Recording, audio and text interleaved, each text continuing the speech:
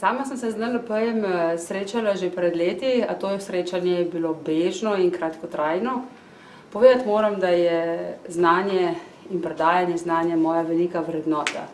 Ampak z vsemi dosedanjimi izobraževanji na nek način nisem znala postaviti nekega sistema uporabnega znanja, ki bi bil uporaben vsak dan v poslovnem svetu.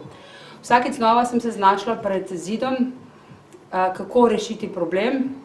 Vedno sem imela občutek, da je rešitev na drugi strani. Potem pa smo se lansko leto v podjetju odločili, da izpeljemo NLP poslovno diplomo in rezultat je bil podoben, kot da bi organizirali party, na katerem bi vsi pravzaprav udeleženi izpili nek magični koktejl.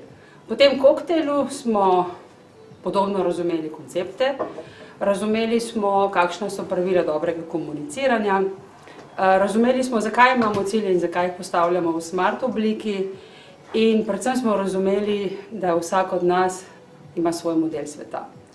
Rezultat tega je bil, da danes lahko v družbi veliko bolje in hitreje komuniciramo, predvsem pa hitreje sklepamo kompromise. Zelo pomembno je, da znamo danes dajati kulturne in zelo osebne feedbacke, za razliko od preteklih let, ko smo se verbalno obmetavali med seboj. Najlepše od vsega pri tej zadevi pa je, da so ti koncepti zelo uporabni tudi v privatnem svetu.